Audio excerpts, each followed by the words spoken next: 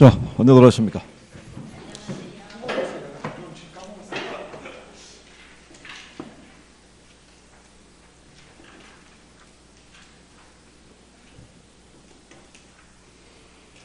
어, 466페이지 가시면 지역 분석하고 개별 분석, 여기 하실 차례예요.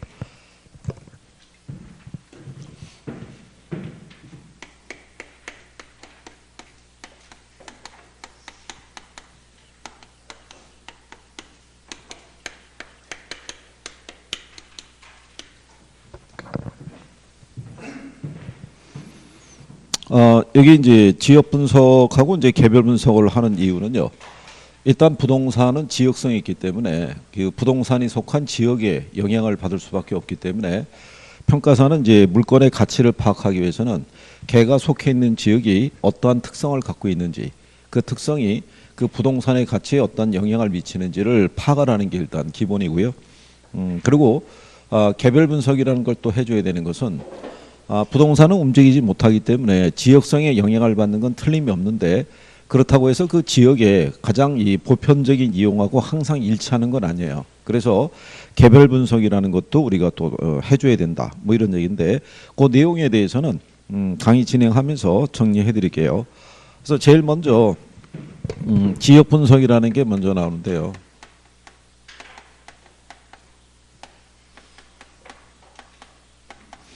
요거는 이제 대상 부동산이 이제 속해 있는 지역에 대한 특성을 파악해서 그 지역에 대한 표준적인 이용하고요. 그 다음에 이 가격 수준을 판정하는데 그 목적을 갖고 있는 거를 우리가 지역 분석이라고 얘기를 해요. 그래서 거기 보시면 표준적 이용이라는 거는 그 지역의 일반적인 이용을 말하고요. 가격 수준이라는 것은 그 지역의 평균적인 가격을 말한다, 이렇게 해놨어요. 그래서 이런 지역 분석을 해줘야 되는 필요성을 제시했는데, 거기 보시다시피 표준지역 이용을 파악함으로써 대상 부동산의 최이용 이용의 판정 방향을 제시할 수 있고, 또 사례 자료의 수집 범위를 명백하게 할 수 있다. 근데 가장 궁극적인 목적은 가격 수준을 파악하는 데 목적이 있다라고 보시면 돼요. 거기는 이제 명시가 안 돼 있는데, 의에 이렇게 돼 있는데요. 우리가 이제 필요성 또는 목적이라고 얘기를 해요. 그럼 가장 궁극적인 목적은 이거를 파악하는 데 목적이 있고요. 물론 이제 이것 말고도 사례 수집 범위를 제시를 해주고요. 또 개별 부동산에 대한 최이용 이용에 대한 판정 기준을 제시한다는 거. 그러니까 이거를 판정하는 게 아니고요. 이거를 판정할 수 있는 기준을 제시한다는 거예요. 그러면 이제 예를 들어서 뭐 이런 얘기예요. 여기 대상 부동산이 존재해요. 대상 부동산이라는 건 감정평가의 대상이 되는 부동산을 줄여서 대상 부동산이라고 얘기를 해요. 그럼 평가사는 얘가 속해 있는 지역이 어떤 용도를 중심으로 형성된 지역인지를 파악을 할 때 얘 주변에 있는 부동산이 있죠. 이 부동산들에 대한 최이용 이용 상태를 파악을 해요. 그 우리가 앞에서 최이용 이용이라고 배웠죠. 네? 네. 최이용 이용이라는 건 어떤 이용을 얘기를 해요? 최이용 이용이라는 건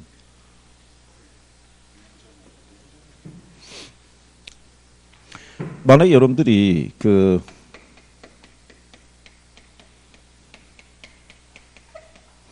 터미널 주변에 토지를 가지고 있어요. 그러면 이 토지를 개발할 때 1번 상가를 개발한다, 2번 주택을 짓는다, 3번 공장을 짓는다. 셋 중에 뭐 짓겠어요? 그게 최이용 이용이에요. 그러니까 최이용 이용이라는 건 가장 일반적인 것도 누구라도 생각할 수 있는 가장 보편적인 이용인 거예요. 그래서 가보면 욕 주변은 대부분 상업적인 용도의 건물이 많다는 얘기예요. 그죠? 그러니까 일반적으로 주택은 주거지역에 들어가 있겠죠. 상가는 상업지역에 있겠죠. 공장은 공업지역에 있겠죠. 그게 최이용 이용이라는 거예요. 그 자체가.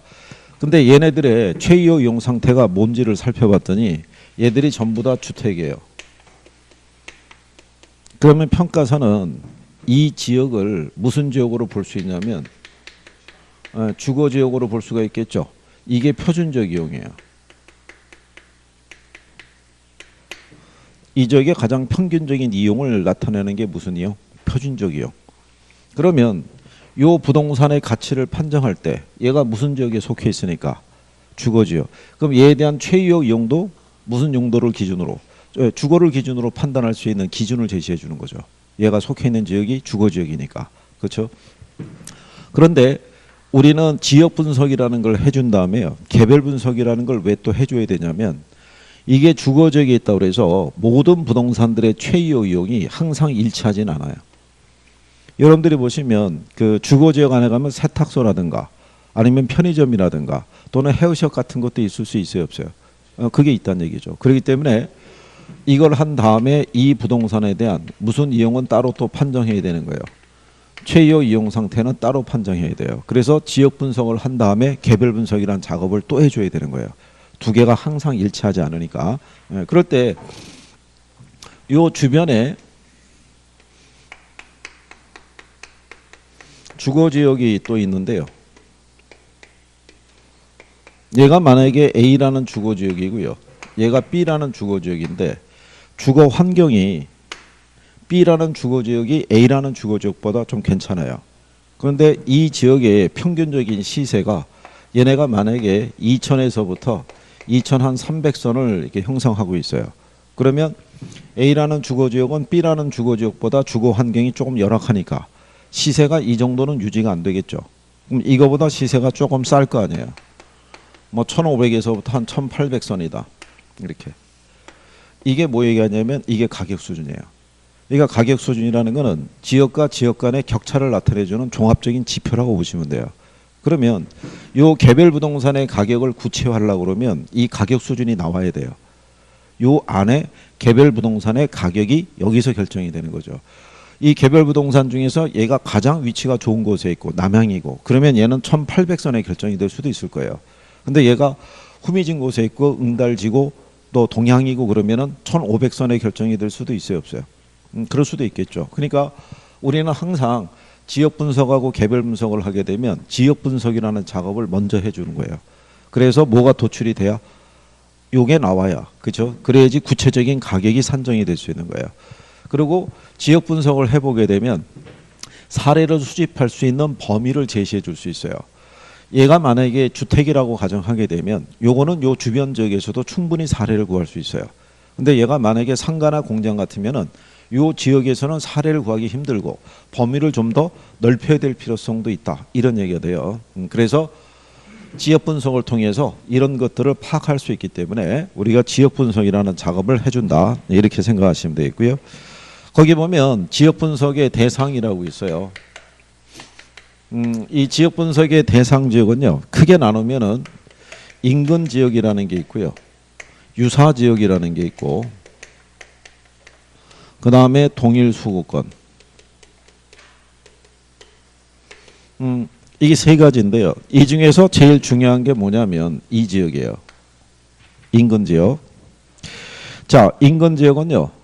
누가 속해 있어서 대상 부동산이 존재하는 지역이에요. 그죠? 그리고 대상 부동산의 가격에 직접 영향을 미치는 거예요. 근데 거기 그 10번에 보면요. 인근 지역은 도시 농촌과 같은 종합 형태로서의 지역사회하고 비교할 때 보다 작은 지역 범위가 된다라고 돼 있죠. 그러면 만약에 예를 들어서 요 부동산이 속한 데가 여기가 둔산동에 소재하고 있어요. 대상 부동산이. 그러면 이 둔산동 전체를 인근 지역이라고 분류할 수 있어요, 없어요? 얘가 속해 있는 게 둔산동이 소재하고 있어요. 그러면 둔산동을 인근 지역의 범위에 포함시킬 수 있어요, 없어요? 예? 그러면 안 돼요. 그럼 틀리는 거예요. 이게 옛날에 번역을 해서 지역사회보다 작은 규모라고 되어 있잖아요. 예, 이 지역사회라는 거는 몇 개의 동을 아우르는 지역을 얘기를 해요. 일반적으로 우리가 지역사회를 대표하는 사람들이 국회의원이에요. 그래서 도시지역에서는 구 단위로 선출한다고요. 그러니까 행정단위로 보면 구보다 작은 최소 단위가 동이잖아요. 그거보다 훨씬 작은 규모라고 보셔야 돼요. 둔산동이 100% 주택으로 돼 있는 게 아니죠. 그렇잖아요. 여러 가지 용도가 들어가 있잖아요. 그러니까 범위는 이거보다도 훨씬 좁은 거예요. 그러니까 같은 동에 속해 있으면 인근적으로 봐야 된다면 틀리는 거예요. 이미 시험에 그렇게 한번 나온 거예요. 그러니까 동보다도 훨씬 작은 규모라고 생각을 하셔야 되는 거예요. 상가는 더 작아요. 주거보다. 주거는 몇 개, 한 2개 이상의 가로를 포함해서 인근지역으로 분류할 수 있는데 상가는 길 하나를 사이에 두고도 인근지역이 틀려져요. 길 하나를 두고도 매출이 틀리잖아요. 그렇죠? 그런 개념으로 인식하셔야 돼요. 그리고 이제 거기 보시면 인근지역의 경계하고 범위라고 돼 있죠. 예, 이 경계하고 범위는요 항상 변한다고 생각하셔야 되겠고 경계하고 범위는 뚜렷하게 정해진 기준은 없어요. 이건 누가 판정하는 거냐면 평가사가 판정하는 거예요. 감정평가사가. 그리고 인근지역이라는 거는 계속 변할 수 있다 없다. 계속 변할 수 있는 거예요. 계속. 그러니까 예를 들어서 이런 거예요. 만약에 이 대상부동산 있죠. 얘가 속해 있는 게 아파트 단지예요. 근데 요 주변은 뭐로 돼 있냐면 단독이라든가 다세대 밀집 지역이에요. 여기가. 그런데 만약에 얘네들이 재개발되면서 여기에 또 공동주택이 이렇게 들어설 수 있어요, 없어요? 그럼 범위가 확대될 수도 있잖아요. 무슨 말인지 아시겠나요? 그러니까 범위는 확대될 수도 있고 반대로 축소될 수도 있다 없다. 있다. 그러니까 그건 항상 유동적이다라고 이렇게 생각하시면 되죠. 그래서 467페이지에 위에서부터 6번째 줄에 가면 동그라미에 이렇게 해놨죠. 인근지역의 범위는 고정적 경직적인 것이 아니라 유동적이고 가변적이다 이런 얘기예요. 그것도 시험상에서 한번 나온 적이 있고요. 그 다음에 그래서 여기 인근지역에 경계하고 뭐 이런 것들은 항상 유동적이고 가변적이다. 뭐 이렇게 생각하시면 되겠고. 그 다음에 유사지역이라고 있어요. 유사지역은 대상부동산이 속해 있는 지역은 아니고요. 인근지역과 그 지역적 특성이 유사한 다른 지역으로 인근지역과 대체관계가 성립하는 지역을 말한다 이런 얘기예요. 그래서 거기 보시면 거리의 원근을 얘기하는 건 아니라고 해놨죠. 유사지역은요. 인근지역하고 지리적으로 인접 여부는 중요하지 않은 거예요. 용도적 기능적인 면에서 대체관계가 성립할 수 있는 것은 무슨 지역이라고 본다? 네, 유사지역이라고 봐요. 그러면 유사지역이라는 게 왜 필요하냐면요. 인근지역 내에서 대상부동산에 속해 있는 게 인근지역이란 말이죠. 인근지역에서 사례를 수집하기 힘들면 유사지역에서도 구할 수 있어요. 또 인근지역의 요 위치를 우리가 파악하려고 그러면 유사지역하고의 비교를 통해서 인근지역의 상대적 위치를 결정할 수 있기 때문에 무슨 지역이 필요하다는 거예요. 유사지역이 필요하다 이렇게 얘기해줘요. 자 그러면 그 밑에 가시면은 동일수급권이라고 있는데요. 이 수급권이라는 거는 이게 시장지역이라고 보시면 돼요. 이게 원문은 마켓 에어리어인데 번역을 일본 애들이 수급권이라고 번역한 거예요. 한문으로. 그걸 우리가 그대로 직역해서 쓴 건데 이게 원문은 이게 마켓 에어리어예요. 이거 우리나라에서는 시장지 또는 장터 이런 개념으로 번역해서 쓰거든요. 그러니까 우리 기준으로 하면은 동일한 시장적이라는 거예요. 근데 일본 애들은 이걸 동일 수급권이라고 번역한 거니까. 그러면 이 동일 수급권이라는 건요. 대상 부동산과 대체 경쟁 관계가 성립하고 가격 형성에 있어서 상호 영향을 미치는 부동산이 존재하는 권역으로 인근 지역과 유사 지역을 포함하는 걸 얘기를 해요. 기타 용도 지역을 포함하는 개념이라고 돼 있죠. 그거는 감정평가 규칙상에는 없어요. 예전에 이론상에서 그렇게 해놨는데 감정평가 규칙상에서 얘는 인근 지역과 무슨 지역을 유사 지역까지 예전에 그 이론상에서는 주변의 용도 지역까지 포함하는 개념이다라고 되어 있는데 감정평가 규칙상의 용어에서는 인근 지역과 어디를 유사 지역을 포함한다. 그냥 거기까지만 잘려 있는 거예요. 자, 그래서 얘네가 이제 사례를 수집할 수 있는 최원방권이라고 생각하시면 되는데 그러면 여기 보시면 용도 지역별 동일 수급권의 판정이라고 거기 돼 있죠. 밑에서 세 번째 줄에 그거를 기준하게 되면 제일 먼저 나오는 게 주거지가 있어요. 그러면 주거지의 동일 수급권은요. 도심의 통금 범위가 기준이에요. 통금 범위가. 그러면 가령 예를 들어서 이럴 수 있다는 얘기죠. 여기 김총각이 이번에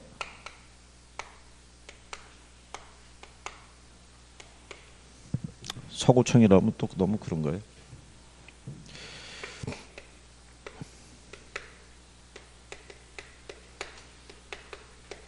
공무원 시험에 합격해서 대전 청사에서 근무하기로 돼 있어요. 김종국 아직 결혼 안 했지? 응. 그 싱글이에요. 그 주거를 정해야 될 거 아니에요. 그럼 주거를 정하려고 그러면 일단 대전 청사에서 근무하니까 대전시 전역은 우리 김총각이 주거를 정할 수 있는 공간이 될 수 있겠죠. 근데 출퇴근이 가능하다 그러면 인근의 세종시에서도 주거를 정할 수 있어요, 없어요? 그럼 여기까지 이렇게 가는 거예요. 왜냐하면 여기다 주거를 정할 수 있는 사람은 여기다 정할 수도 있고 여기서 정할 수 있는 사람은 여기도 정할 수 있겠죠. 그러면 옥천에서도 출퇴근이 가능한가요?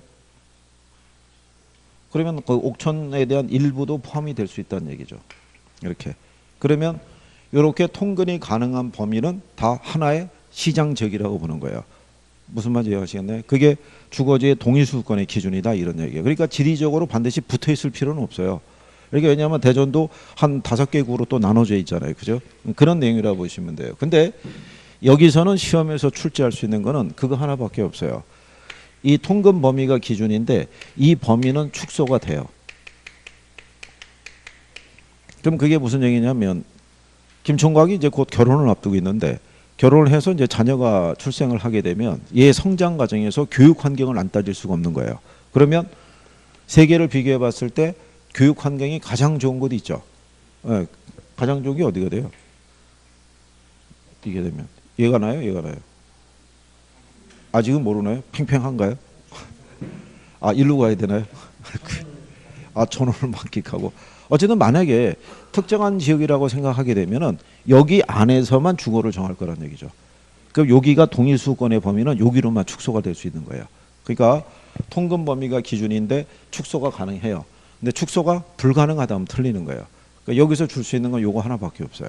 그러니까 그래서 주거지의 범위를 보시게 되면은 밑에서 두 번째 줄에 도심으로의 통근이 가능한 지역 범위와 일치하는 경향이 있는데 지역적 선호도, 명성 등에 따라 그 범위가 확대 그냥 소되기도 한다라고 돼 있죠.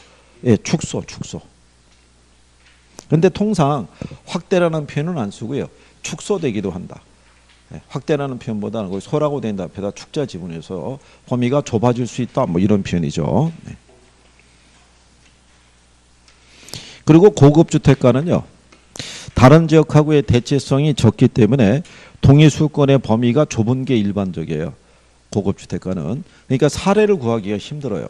근데 만약에 구할 수만 있다면 사례의 적정성은 아주 높아진다라고 이렇게 생각하시면 돼요. 그 다음에 상업지가 있는데요. 상업지는 그냥 이렇게 생각하시면 되죠.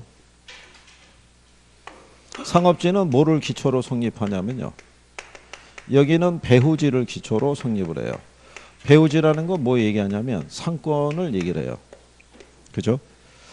그러니까 백화점이 가지고 있는 상권의 범위와 그죠? 일반 편의점이 갖고 있는 상권의 범위가 서로 다를 수밖에 없겠죠. 그렇죠? 예, 그래서 그 범위를 기준으로 우리가 동의수권을 구분을 한다라고 생각하시면 될 거예요. 대전에 있는 백화점들 있잖아요. 걔들은 배후지를 어디까지 보겠어요? 대전뿐만이 아니라 요 주변에 그 백화점이 없는 도시들이 있죠. 뭐 옥천도 될 수 있고 세종시 될 수 있고 다 자기들의 상권의 범위라고 보는 거죠. 그러니까는 그런 정도의 상권을 갖고 있는 애들을 비슷한 사례 구하는 게 쉽겠어요, 어렵겠어요? 어렵죠. 그러면은 이 대전 안에서는 구하기 힘들면 충남 전역으로 확대하는 거죠. 비슷한 사례를 구하기 위해서. 무슨 말인지 아시겠죠? 네, 그래서 그런 내용이고요. 공업지는 뭐 지금 참고하셔도 되고요. 농지도 참고하셔도 돼요. 시험이 안 나오니까. 그 다음에 하나 알아두실 거는 이거예요.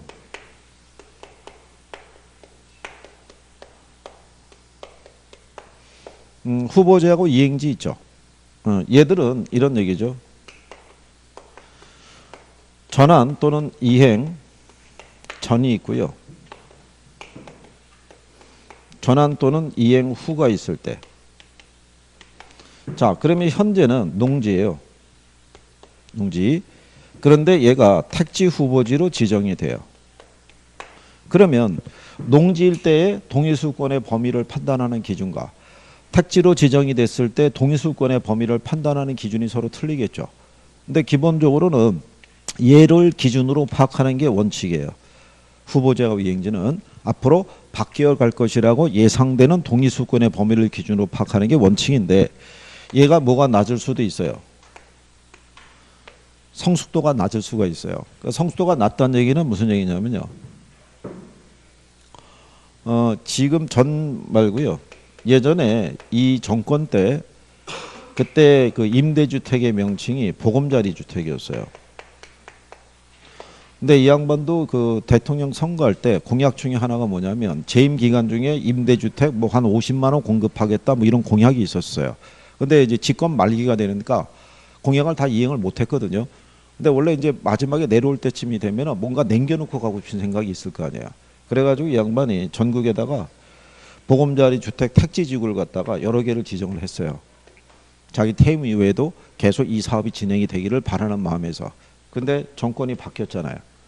그래서 이거 지정을 할 때는 농지인데 대부분 뭐로 택지개발 예정지구 막 이렇게 지정했을 거 아니에요. 했는데 정권이 바뀌면서 이게 축소되거나 폐지돼 버렸어요. 그러면은 정책상의 발표는 이거로 바뀌어갈 예정인데 정부가 바뀌고 조금 지났는데 유야미화 되더니 가능성이 점점점 어떻게 돼요? 떨어지는 거예요. 그러면 이게 언제 시행이 될지 모르잖아요. 그러면 그냥 현재 용도 기준으로 파악하라는 얘기예요. 동의수권의 범위를. 그 얘기예요. 그래서 거기 보시면 후보지 이행지를 보면 일반적으로 전환 후에 종별에 따라 동의수권의 범위가 정해지는데 전환이 완만한 경우 있죠. 그 표현을 예전에는 성숙도가 낮은 경우라고 번역을 그렇게 한 거예요. 그러면 전환 전에 동의수권과 일치하는 경향이 있다 이런 얘기예요. 무슨 말인지 아시겠나요? 그럼 여기서 제가 여기 있는 주거지하고 얘네 둘을 기준하는 거는 지문을 드리면은 뭔가 바꿔줘야 되잖아요. 예, 바꿔줄 수 있는 논리가 이거 둘밖에 없어요. 무슨 말인지 이해하시겠죠? 그러니까 원래 여러분들이 배우시는 이론은 다 긍정령을 배우시는 거예요. 이론은. 근데 문제는 긍정령에 대한 논리를 긍정령과 부정령으로 나눠서 이렇게 구하잖아요. 그러니까 맞는 걸 틀리게 해주든가 틀린 걸 맞게 해주든가 이렇게 했을 때 그걸 찾을 수 있어야 돼요. 그러니까 그런 포인트를 잘 정리하시면 돼요. 그렇죠? 자, 그 다음에 개별 분석이라는 게 있어요.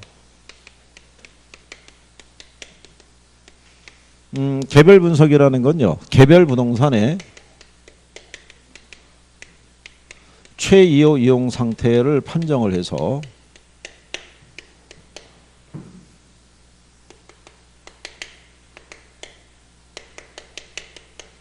그 개별 부동산에 대한 구체적인 뭐를 판정하는 거예요. 가격을 판정하는 거예요. 그래서 이제 그 개별 분석을 또 해줘야 되는 이유는 아까 얘기한 것처럼 지역의 표준적인 이용하고 항상 일치한다 안 한다. 안 한다는 얘기예요. 그죠? 예. 자, 그랬을 때 이제 우리가 그 기억해야 될 거는요. 지역 분석과 개별 분석의 관계라고 있어요. 예, 여기를 정리하시는 게 필요한 거예요. 거기 여러분들이 그 개별 분석 밑에 가게 되면 양가로 이번에 지역 분석과 개별 분석의 관계라고 그래가지고 박스 처리되어 있는 것 있죠. 예. 둘의 관계를 보면요. 선행 분석이 이게 지역 분석이고요. 이게 그리고 얘가 전체적인 분석이고 얘가 거시적인 분석이다라고 얘기를 하고요. 얘는 지역의 무슨 이용을 토대로 예, 표준적 이용을 토대로 이거를 판정하는 데 목적이 있어요. 그러면 후행 분석이라는 게 개별 분석을 나타내고요. 얘는 부분 분석이자 미시적인 분석이에요.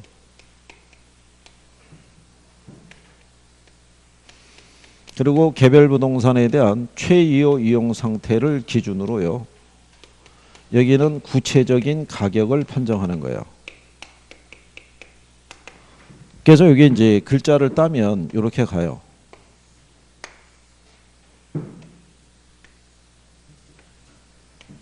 이거 바꿔주는 거예요. 표현을. 반어적인 표현으로 주면은 틀리는 거예요. 자. 거기 여러분들이 보시면 469페이지 있죠. 옆에 가면 상단에 가면 예제 하나 있죠. 예제 보시면 1번 지문에 자 지역 분석을 통해서 해당 지역 내 부동산의 표준적 이용과 가격 수준을 파악할 수 있다 그랬으니까 맞는 편이겠죠. 그 다음에 지역 분석에 있어서 중요한 대상은 인근 지역, 유사 지역 및 동일 수권이겠고요. 대상 부동산의 최유 이용을 판정하기 위해서는 개별 분석이 필요하겠죠. 5번에 가면 지역 분석은 거시적이고 개별 분석은 미시적인 분석이다라고 되어 있어요. 근데 4번에 보면 지역 분석보다 개별 분석을 먼저 실시하는 게 일반적이라고 해놨잖아요. 선행이 무슨 분석이어야 돼요? 그 왜 지역 분석을 먼저 해야 돼요? 에? 왜 지역 분석을 먼저 해야 돼요? 김총각, 왜 지역 분석을 먼저 해야 돼요? 뭐? 가격같이 생겨가지고 무슨 가격을 표준으로 무슨 좀 아까 여기 얘기했죠. 여기 아니 이게 나와야 된다고요. 가격 수준이 나와야 이 안에서 구체적인 가격을 도출할 수 있을 거 아니에요. 그러니까 지역 분석을 통해서 먼저 뭐를 파악을 해야 되는 가격 수준을. 그래야지만 그 안에 있는 개별 부동산에 대한 가격을 구체화할 수 있을 거 아니에요. 그러니까 무슨 분석을 먼저 해야 돼요? 지역 분석을. 가격 수준이라는 게 주어져야지만 가격을 구체화시킬 수 있다는 얘기예요. 그죠? 일단 그거 정리를 하시는 게 필요하고, 여기는 어렵게 주질 않아요. 여기 나오는 거를 틀린다는 것도 있을 수가 없어요. 그죠? 여기도. 그러니까 여러분들이 그 내용도 정리할 수 있으시면 되겠죠. 나중에 이제 내용 보시면은 지금 제가 얘기하는 거 뭐가 먼저 이루어지는 게 일반적이 되는 것 있죠. 이거 뻔한 내용 같잖아요. 그죠? 선행이 지역 분석이라는 거 누구나 알고 있을 것 같잖아요. 근데 계속 줘요. 그래서 여러분들이 거기 478페이지에 가시면 거기 보면 문제 8번 있어요. 8번에 보시면 자, 지역 분석에 관한 설명 중에서 옳은 걸 물어봤어요. 근데 거기 보시면 1번에 성숙도가 낮은 후보지의 동일 수급권이 있죠. 성숙도가 낮으면 전환 후예요, 전환 전이에요? 전이잖아요. 근데 그 후라고 그랬으니까 틀렸을 거 아니에요. 그죠? 그 다음에 2번 지문을 보면 지역 분석은 개별 분석 후에 이루어지는 게 일반적이다 이렇게 해놨잖아요. 이게 또 틀렸을 거 아니에요. 근데 3번을 봤더니 인근 지역의 사회적, 경제적, 행정적 위치는 고정적인 것이 아니라 유동적이다 이렇게 해놨잖아요. 그럼 걔가 답인 거죠. 5번 지문에 가면 인근 지역은 대상 부동산이 속해 있지 않지만 이렇게 해놨잖아요. 대상 부동산이 속해 있는 지역이 무슨 지역? 그게 인근 지역이잖아요. 여러분들이 대충 보더라도 어려운 내용은 아니란 얘기죠. 그렇죠? 기본적인 것만 잘 정리하시면 충분히 풀 수 있어요. 그죠? 예. 그 다음에 이제 뒤로 넘어가시면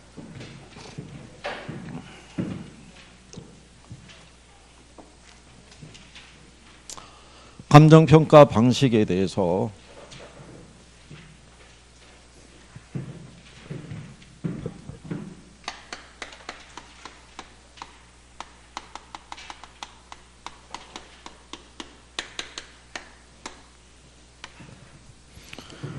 감정평가 방식도요. 일단은 그 별표는 해야 되죠. 거의 매년 나오기 때문에. 얘는 거의 20회로 안 나온 적이 없어요. 감정평가 방식은 매년 나와요. 매년 나오는데 매년 두세 문제씩 나와요. 두세 문제씩 나오는데 요게 기조가 한 3년 전서부터 바뀌어서 3년 전서부터는 이론이 안 나오고 전부 다 계산으로만 나요. 이쪽이. 그러니까 3년 전서부터 계산 문제에 대한 비중이 10문제로 확대가 된 거예요. 그 이전에는 한 대여섯 개씩 뭐 많이 나오면 한 6개, 7개 이 정도 수준이었다가 확 늘어난 거예요. 이게. 근데 늘어나게 된 이제 단초가 얘들은 이론을 안 내고 계산으로 내니까. 그죠? 그러니까 근데 괜찮아요. 뭐 계산 버리더라도 우리가 점수를 딸 수 있는 파트는 분명히 존재해요. 그런 것만 나중에 실수 안 하시면 돼요. 그런 것만. 자, 그래서 제일 먼저 보시면 가격의 삼면성이라고 돼 있어요. 요거 삼면성이라는 건요. 이 감정평가 방식이라는 게 세 가지가 있어요. 원가 방식이라는 게 있고요. 그 다음에 비교 방식이라는 게 있고요. 그 다음에 수익 방식이라고 있어요. 근데 얘는 비용성의 사고에 입각하고 있고요. 얘는 시장성의 사고에 입각하고 있고요. 얘는 수익성의 사고에 입각하고 있어요. 이게 이 세 가지 방식의 특징하고요. 장단점을 다 함축적으로 설명해 주는 게 그게 삼면성이라고 보시면 돼요. 그러니까 이 삼면성의 원리에 입각해서 가치를 구한다라고 보시면 되죠. 거기 보시면 비용성이라는 건요. 재화의 가치는 그 물건을 생산하기 위해서 투입된 비용에 의해서 가격이 결정되는 측면을 말한다 이렇게 해놨죠. 그렇죠? 예. 그 뒤에 공급 측면의 가격에 해당이 된다 뭐 이런 것도 있죠. 예, 그런 건 신경 안 써도 돼요. 자, 그러면 이건 무슨 얘기냐면요. 이런 거예요.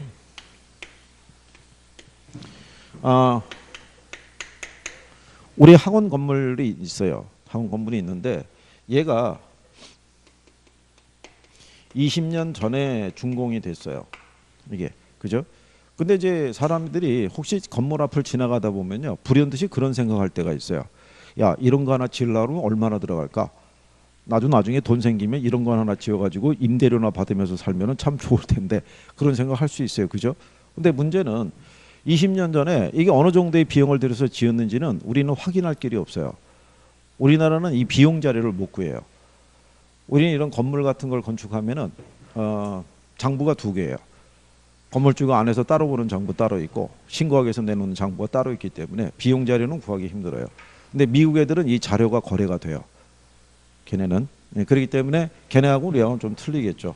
그러면 20년 전에 준공을 했는 애들을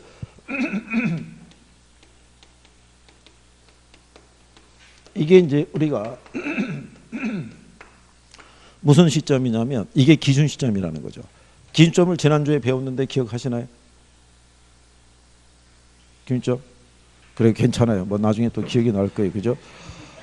자, 이게 그 감정평가사가 물건의 가격 조사를 완료한 날짜를 얘기를 해요. 그리고 감정평가 규칙상에서는 감정평가액을 결정하는 기준이 되는 날짜를 기준시점이라고 그래요. 이 시점에서 이 건물의 가치를 파악하기 위해서는요, 20년 전에 준공했을 때 이때 비용이 얼마 들어갔는지는 우리가 알 수는 없어요. 근데 이 시점에서 같은 규모의 건물을 우리가 뭐 하는 데 들어가는 비용, 신축하는 데 들어가는 비용은 구할 수 있죠. 20년 전의 비용은 파악이 안 돼도 지금 현재 신축할 수 있는 비용 자료는 구할 수 있을 거 아니에요. 얘를 짓는데 10억이 들어간대요.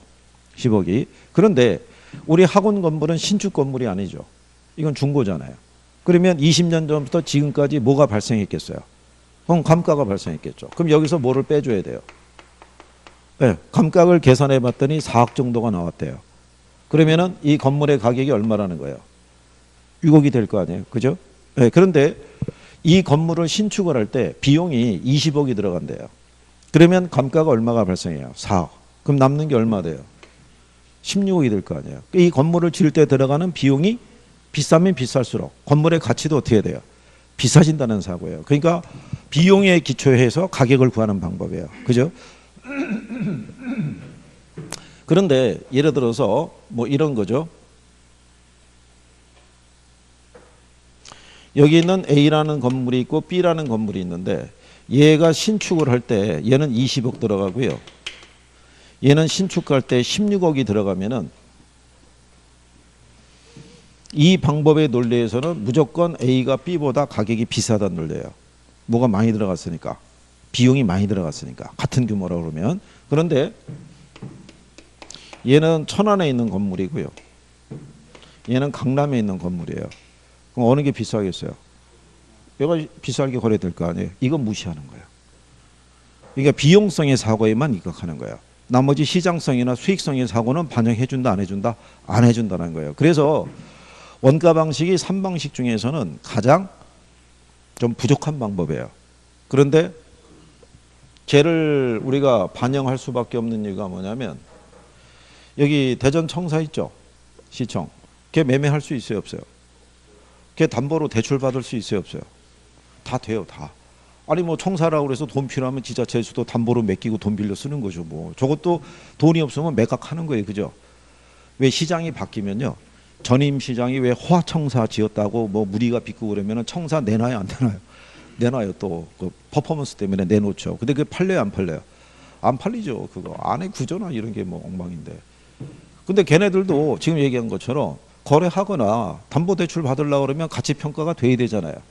그거를 평가할 수 있는 게 얘밖에 없다고요. 나머지 애들은 구할 수가 없는 거예요. 그래서 방법상의 단점은 많아도 이 방식이 존재하는 거예요. 원가라는 게. 그러면 비교 방식의 사고 있죠. 예, 얘는 뭐냐면 시장성이잖아요. 그럼 얘는 시장에서 어느 정도의 가격으로 거래되고 있느냐가 초점이에요. 그러니까 이런 거예요. 지금 원가 방식의 사고는 여기 있는 우리 학원 건물의 가치를 구하기 위해서는 얘를 가지고 유사한 건물을 다시 뭐 하는 데 들어가는 거, 신축하는 데 들어가는 비용이 기초에서 구했죠. 여기는 이걸 다시 신축하는 데 들어가는 비용을 따지는 게 아니고요. 얘하고 유사한 건물이 있죠. 규모가. 유사한 애가 시장에서 만약에 15억에 매매되고 있잖아요. 그럼 얘도 얼마 정도 한다는 거예요? 얘도 15억 한다는 거예요. 무슨 말인지 아시겠죠? 그러니까는 제목이 무슨 방식이에요? 그리고 시장성의 원리라는 거죠. 시장에서 거래되고 있는 가격을 기준으로 해서 가치를 도출한다는 거죠. 그 다음에 여기 있는 이제 수익 방식의 사고가 있어요. 그럼 수익 방식은요, 이 부동산의 가치를 구할 때 얘가 어느 정도의 비용을 들여서 지었느냐, 또 그 다음에 시장에서 어느 정도의 가격으로 거래되고 있느냐, 그건 중요한 게 아니고요. 이거를 통해서 얻어줄 수 있는 임대 수익이 있죠. 네, 이 크기만 가지고 판단하는 거예요. 임대 수익이 많이 나오는 부동산이면 가치가 비싸는 거고요. 임대 수익이 적게 나오면 가치가 싸게 평가되는 거예요. 그게 수익성의 사고에 입각한 것이다. 이렇게 구별하시면 될 거예요. 나중에 이제 용어가 좀 더 익숙해지시면 되실 거예요. 자, 그 다음에 그 감정평가 방식이라고 그래서요. 481페이지부터 보면 쭉 방법들이 제시가 돼 있어요. 그죠? 예, 명시가 쭉 돼 있는데 나중에 이제 요거는 돌아오셔야지 조금 알 수는 있을 거예요. 근데 그거는 이제 이렇게만 정리해 드릴게요. 뒤 페이지 넘어가시면 상단에 박스 이렇게 나와 있죠. 예, 거기 근데 박스에 보시면 그 원가 방식에 가게 되면 가격 안에 보면 원가법 해놓고 가로 열고 복송식 평가법이라고 해놨죠. 예, 그건 지우세요. 예전에 복송식 평가법이었는데 감정평가 규칙을 개정을 시켜서 지금은 복송식 평가법이라는 표현을 안 써요. 그리고 이게 만약에 시중에 감정평가 교과서들이 있다고 해도 그쪽에서는 예전에 복송식 평가법이라는 표현이 아직도 실려 있는 데도 있어요. 수정이 안 되고. 그러니까 오래전에 출간된 애들이죠. 그건 왜 그러냐면 시험 이 규모가 틀려요.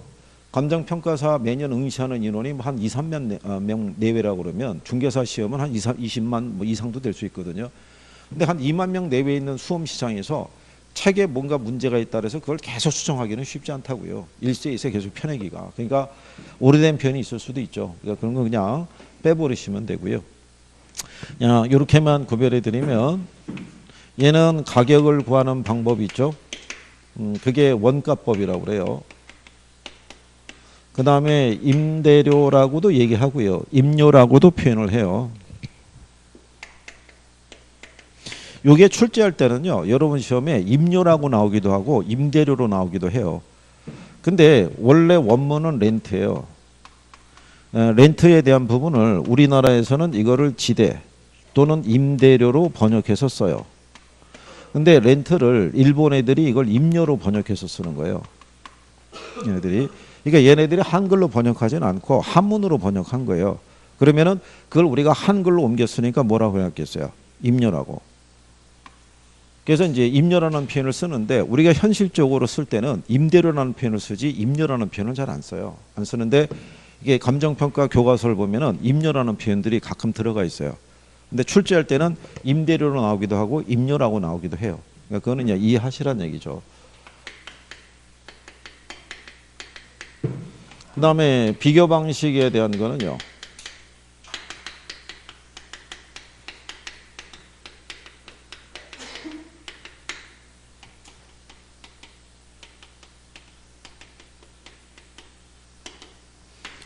수익 방식은 가격을 구하는 게 수익 환원법이 있고요.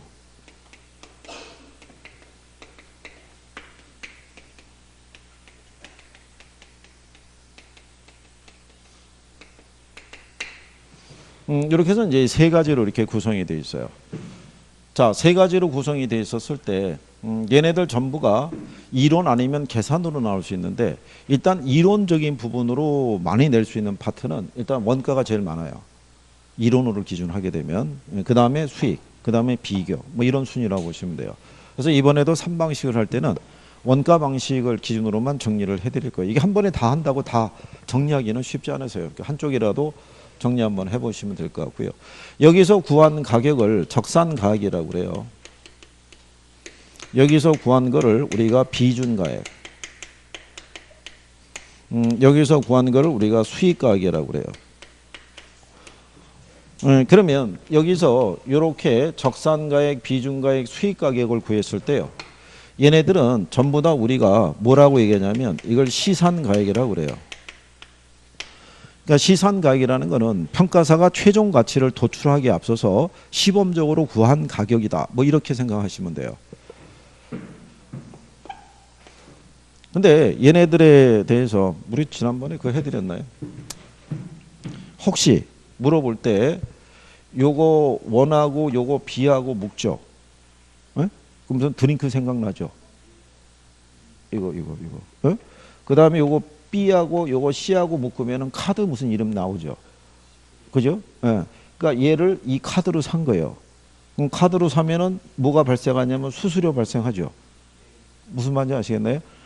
단어를 묶으면 그렇다 이런 얘기예요. 그러면 그게 거기 482페이지 하단에 가면 예제 하나 있죠. 가로 안에 들어갈 내용으로 올바른 거 물어봤잖아요. 그러니까 원가 방식은 기억의 원리라는 거잖아요. 그러면 무슨 원리예요? 비용성이잖아요. 그럼 기억이 비용성이 된 건 3번밖에 없어요. 그럼 걔가 답인 거예요. 이게 출제자가 맞추라고 준 거예요. 그죠? 구별을 할 수 있으시면. 그러면 니은이 뭐냐면 비교 방식에서 가격 구하는 게 뭐예요? 거래사례 비교법이죠. 수익 방식에서 임료 구하는 게 수익 분석법이죠. 이렇게 되는 거예요. 그러니까 여기 보면은 가격 또는 임료라고 표시하잖아요. 이렇게 임료라고 표시해서 출제한 문제도 있고 임대료라고 이렇게 나오는 애들도 있는 거예요. 그러니까 같은 거라고 인식하시면 된다는 거죠. 나중에 그거 갖고 또 틀리잖아요. 이거 임료라고만 해놓고 뭐 이런 거 구별 안 해주면 나중에 본인이 틀리면 학계론생이 안 가르쳐서 틀렸다고 또 우긴다고요. 임료나 임대료랑 같은 편이라고 얘기해줘도 본인이 기록한 게 없으면 또 우기니까. 근데 옆 페이지에 가시면 시산가액의 조정이라고 해놨죠. 네. 자, 시산가액이다라고 얘기를 했을 때요. 거기 보시면 가격 삼변성에서 부동산 가격은 시장성, 비용성, 수익성의 측면에서 파악돼야 되기 때문에 3방식을 병용하게 된다.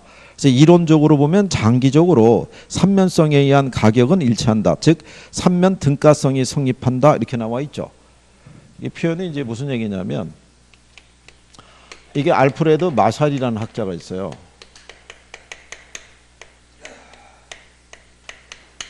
알프레드 마샬의 삼면 등가성 이론이라고 있어요.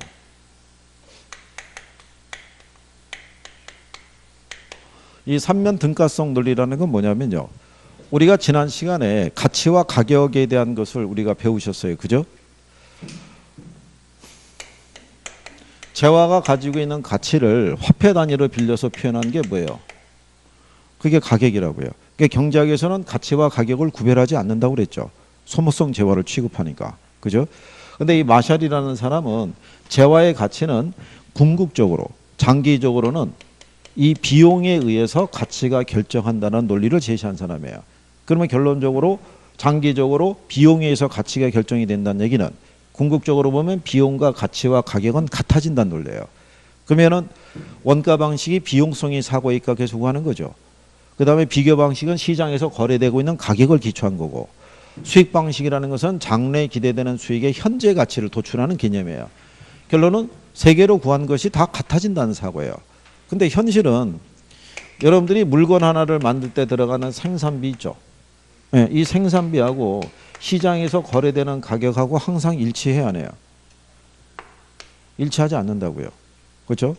이 논리는 완전 경쟁 시장이라는 곳에서만 성립이 되는 거예요. 근데 현실적인 부동산 시장은 불완전한 시장이잖아요. 그리고 3방식 모두에 단점이 있어요, 없어요?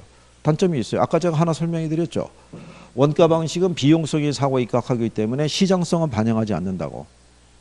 그 시장성의 차이를 얘는 보완을 못 해주잖아요. 그냥 같은 건물 지을 때 비용만 기초해서 가치를 구하니까 얘가 강남에 있는 건지 천안에 있는 건지가 구별이 안 해주잖아요. 그러니까는 현실적으로는 이게 일치하지 않는다고요. 그러면 결론적으로는 세 가지 방법에서 구한 게 최종 가격이 될 수가 없죠. 그러니까 얘가 무슨 가격이 될 수밖에 없어요. 시산가액. 그러니까 얘를 뭐 해야 된다는 얘기예요? 조정을 해줘야 된다는 얘기죠. 갭이 발생할 거니까. 그렇죠? 삼면 등가성의 원리하면요. 이걸로 구하든 이걸로 구하든 이걸로 구하든 장기적으로는 다 같아져 있는 논리인데 현실적으로는 같지 않기 때문에 그죠? 예. 그래서 하나의 방법으로 구한 가격을 나머지 방법과의 가격으로 구한 거하고 갭이 발생하면 그 갭을 조정을 해줘야 된다는 얘기예요. 조정을 할 때 뭐를 하면 안 되냐면 이거 하면 안 되는 거예요.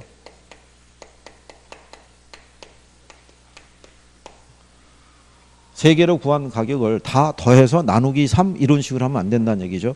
그러니까 적절한 뭐를 둬서 구해야 되냐면 가중치를 둬서 우리가 그 가액을 수정을 해줘야 된다라고 얘기를 하는 거예요.